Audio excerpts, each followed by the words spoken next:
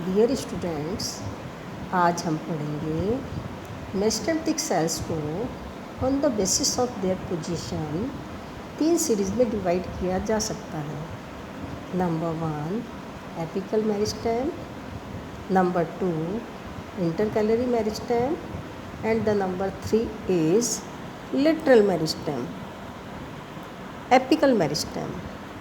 It is the meristem present at the tip of root and stem, commonly called as root apex and shoot apex. Such meristem constitute the actively growing region in the plant body. Due to the activity of apical meristem, the plant body keeps increases in its length, यानी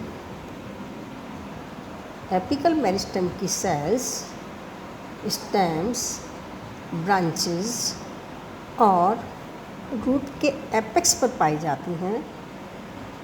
जैसा कि इसके नाम से ज्ञात होता है, इसकी एक्टिविटी से प्लांट लेंथ में ग्रोथ करता है। दूसरे शब्दों में हम ये भी कह सकते हैं कि प्लांट्स की ग्रोथ एपेक्स पर पाई जाने वाली मेरिस्टेमेटिक सेल्स या एपिकल मेरिस्टेम या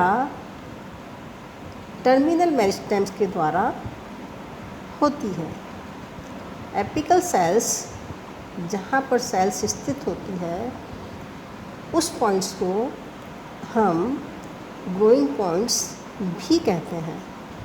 ये ग्रोइंग पॉइंट्स कुछ मिलीमीटर से कुछ सेंटीमीटर तक का एरिया हो सकता है। Apical mother cells primary apical meristem या प्रोमेरिस्टेम प्रकार की होती हैं। इस डायग्राम में आप ग्रीन कलर का शूट एपिकल मेरिस्टेम देख सकते हैं और जो ब्राउनिश कलर का डायग्राम्स दिखाई दे रहा है, that is the root apex.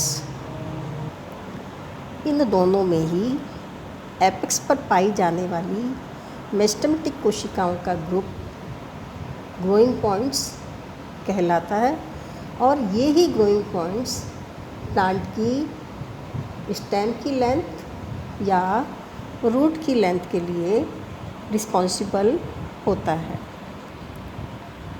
इस डायग्राम में शूट एपिकल मेरिस्टेम के बारे में बताया गया है, जिसमें ए, बी, सी और डी डायग्राम्स हैं।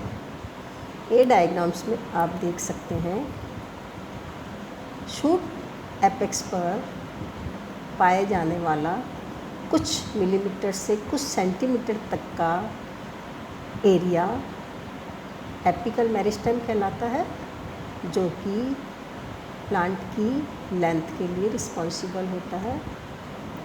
एपिकल मेरिस्टेम के दोनों तरफ लीफ प्रोमोडिया दिखाई दे रहे हैं और लीफ प्रोमोडिया के अंदर की तरफ प्रोकैम्बिया टिश्यू दिखाई दे रहा है। ए डायग्राम में एपिकल मेरिस्टेम, लीफ प्रोमोडिया और प्रोकैम्बिया, ये तीनों ही एपिकल मेरिस्टेमेटिक सेल्स के ही पार्ट होते हैं। नेक्स्ट डायग्राम में आप देख सकते हैं एपिकल मेरिस्टेम के साथ साथ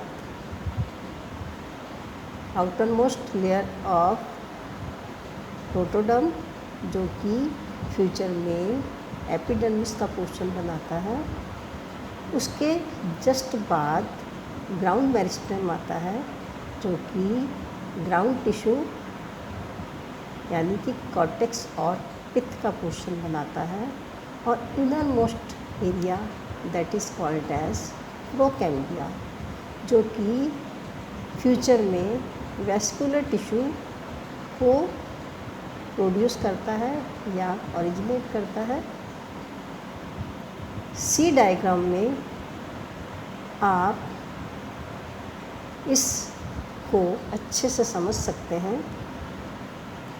आउटर मोस्ट लेयर जो कि प्रोटोडर्म थी, ये एपिडर्मिस बनाती है। ग्राउंड मेरिस्टेम कॉर्टेक्स और पित्त का पोर्शन बनाते हैं। अंदर की तरफ प्रोकैम्बिया जो कि वैस्कुलर टिश्यू यानी कि प्राइमरी फ्लोएम और प्राइमरी जाइलम बनाते हैं, और इन दोनों के बीच में ही प्रोकैम्बिया यानी वैस्कुलर कैम्बियम उपस्थित होता है। तो कहने का मतलब ये है, वैस्कुलर बंडल्स वैस्कुलर टिश्यूज़ के रूप में है। प्राइमरी फ्लोएम, देन प्रोकैम्बिया या वैस्कुलर कैम्बिया, और उसके पश्चात प्राइमरी जाइलम। इस तरह से vascular tissue primary vascular bundles के रूप में उपस्थित होते हैं। और जैसा कि आप जानते हैं, primary vascular bundles conjoint, collateral, endarch और ओपन प्रकार के होते हैं। नेक्स्ट डायग्राम में आप रूट एपिकल मेरिस्टेम देख सकते हैं। रूट एपिकल मेरिस्टेम के भी डिफरेंट पार्ट्स होते हैं, लाइक रूट कैप इनिशियल्स जो कि बाद में रूट का कैप बनाती हैं। प्रोटोडर्म जो कि रूट की एपिडर्मिस को प्रोड्यूस करते हैं। ग्राउंड टिश्यू या ग्राउंड मेरिस्टेम कॉर्टेक्स और पित्त का पोर्शन बनाते हैं, जबकि प्रोकैम्बिया वैस्कुलर सिस्टम यानी कि जाइलम और फ्लोएम का पोर्शन प्रोड्यूस करते हैं या ओरिजिनेट करते हैं। एपिकल मेरिस्टेम के पश्चात अब हम पढ़ेंगे intercalary meristem. It is the meristem that occur between the permanent tissues. It may also occur at the base of leaves, यानी कि लीफ के बेसिस पर पाए जाते हैं। It is the particularity common at the nodal region.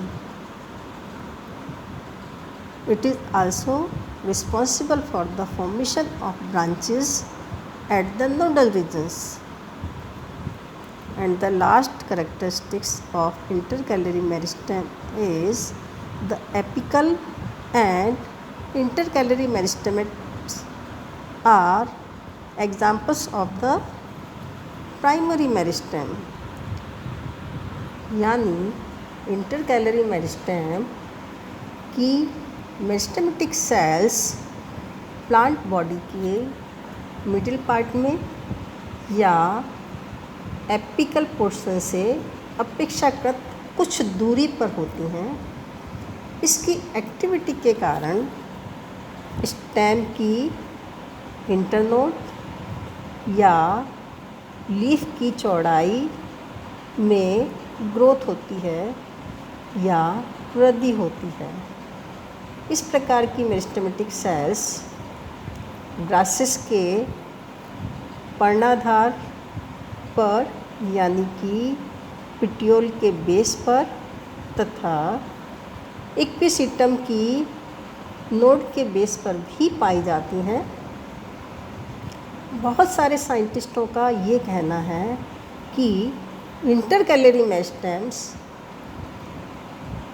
वास्तव में apical meristem का ही पार्ट होती हैं, जो कि स्टेम की लंबाई में बढ़ने से बीच में परमानेंट टिश्यू के आ जाने से इससे सेपरेट हो गया पोर्शन ही होता है।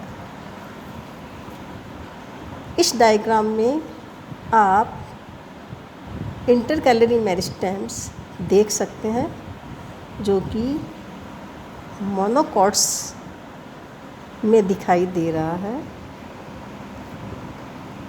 कुछ साइंटिस्ट लाइक कैथरीन इज़ाओ, इन्होंने ये बताया कि इंटरकैलरी मेरिस्टेम्स को एपिकल मेरिस्टेम के साथ ही रखा जा सकता है, क्योंकि इंटरकैलरी मेरिस्टेम की सक्रियता केवल कुछ समय के लिए ही हो सकती है तथा स्टेम की नोड की लंबाई, या जिसे हम कह सकते हैं